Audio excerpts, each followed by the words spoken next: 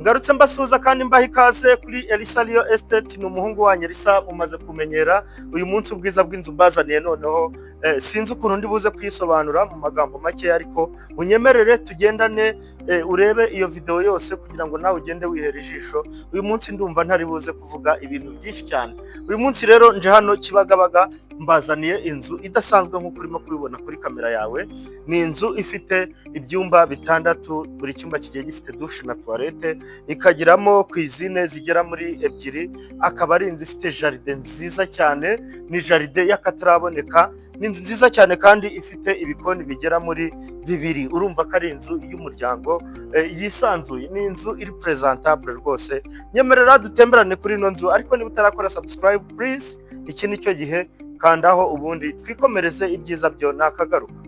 Bakunzi ba Elisa Real Estate, duhereye hano hanze ku nzu yacu. Murabona ko ari inzu nziza cyane, abantu bakunda irange ry'umweru rwose. Ewana, ahangaha mushyizwe igorora. Ni inzu nziza rero zigera muri ebyiri, ariko hirya ntirarangira.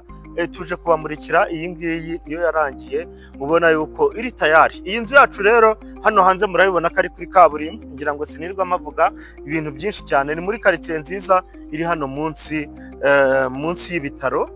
Nibyo, urumva ko ni quartier nziza cyane. N'ahantu rero tuzanye inzu y'akataraboneka nk'uko natangiye mbikubwira.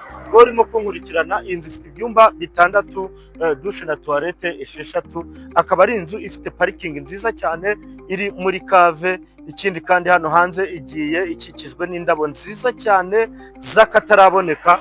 Ikindi, iyi nzu yacu irahendutse pe. Iyi nzu rwose unyemerere ndakubwira ibiciro tugeze hano hejuru, ariko ni inzu ihendutse uraza gutungurwa. Iyi nzu yacu rero hano tuhageze tuhafite parking nziza cyane. Ukinguye ino gate hano gutya, ngira ngo murabibona neza. Ukimara gukingura iyo gate uba winjiye muri parking. Iyi parking yacu yajyamo imodoka enye cyangwa se eshatu nini zitabyigana. Urabona ko ari ya parking iri smart. Ubundi babyita garage. Urabona ko ari garage nziza cyane. Urabona ko ari ibintu bisobanutse kandi bisa neza. Ahangaho twinjiriye hano hari akandi karyango, ngira ngo wasa n'usubira inyuma bakakabona. Aka niko ushobora kwinjiriramo mu gihe utakoresheje ino parking. Tuzamuka straight muri zi escalier zacu. Reka mpite nanafatiraho, sinshaka kubarambira, duhite tuzamukana muri escalier. Ni escalier nziza ziri flat, ubona ko niyo yaba ari umuntu ukuze yabasha kuzizamukamo neza cyane bitamugoye, agana kuri cya gice cyo hejuru hamwe ho twatangiye mubona jaride nziza. Tugeze hano tukaba tugeze ku rubaraza rwiza cyane. Sa n'uhagarara gutyo noneho ubereka ino jaride iri ahangaha. Urabona ko ari jaride nziza cyane, ni jaride y'akataraboneka, ni jaride iryoshye rwose, irimo twa twatsi twiza tuba tumeze nk'itapi. Urabona ko ari ibintu byiza cyane. Reka rero duhindukirane gake gake tubereke noneho inzu yacu. Ku bantu bakunda irange ry'umweru rwose mushyizwe igorora. Ndebera ino nzu rero ukuntu imeze. Ikindi kintu nakundiye ino nzu, yubakishije ibikoresho byiza cyane. Tugendeye ku nzugi, amadirishya na aluminium nziza cyane zituruka muri Turukiya. Urabona ko ari ibintu byiza cyane. Inzu yacu ni umweru rwose, yaba inyuma yaba imbere. Ni inzu nziza cyane kandi ifiteho n'amanexi. Umva, iyi nzu rwose ntigucike. Uri kwibaza rero ngo inzu ihagaze amafaranga angahe?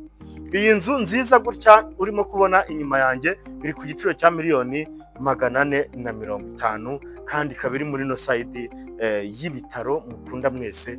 Urumva ko iyi nzu ari sawa cyane. Hano hanze mwahabonye, ndumva ntari buze kwatinda cyane, ahubwo inyemerere duhite twinjirana hano. Ubwo ni kuri salo. Salo yayo ifite salo nini yisanzuye rwose. Uyu designer yakoze neza, yidesigninze neza. Ni salo isa neza, salo irimo parafo nziza cyane, ubona ko ishushanyije neza rwose bidasanzwe, amatara meza. Urabona ko ari salo irimo amakaro meza cyane, amadesign. Yewe ino salo nayo ni nziza cyane, iri perfect. Dukomereza rero kuri salamanje.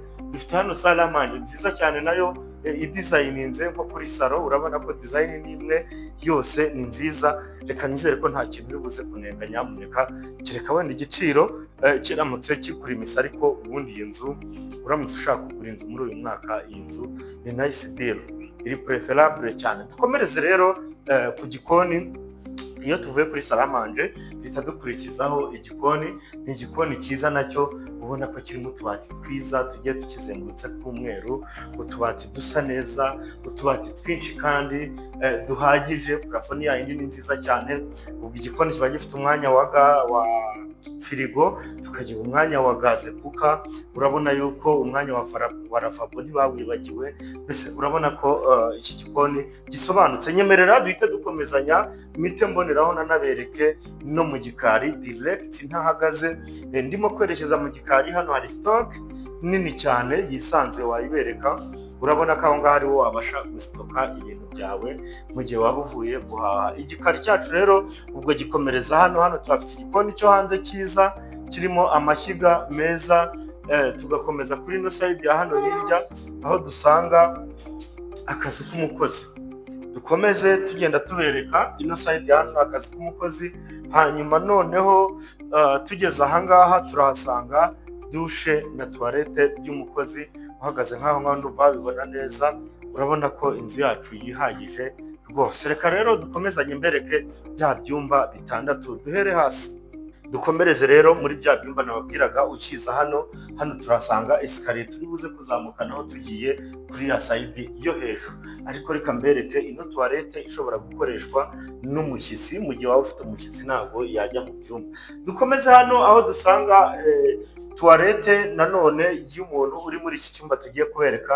Ni bathroom nziza ubona ko yisanzuye. Tuvuye kuri iyo bathroom duhita dukomezanya noneho tuze hano mu cyumba nyirizina. Ndagira ngo uze kundebera ino size y'ibi byumba. Urabona ko icyo duhereyeho hasi ni icyumba cyiza kinini cyisanzuye kiriho garde-robe, kikagira plafond nziza. Ni icyumba kinini mbese reba uyu mwanya wose usigaramo w'igitanda. Urabona ko ari munini cyane. Kadukomeze no mu gice cyo hejuru. Twazamukanye kuri esikariye dukomezanya ibyumba byo hejuru. Twahereye hehe? Duhereye kuri ino side ya hano aho dusanga ibyumba bigera muri 2.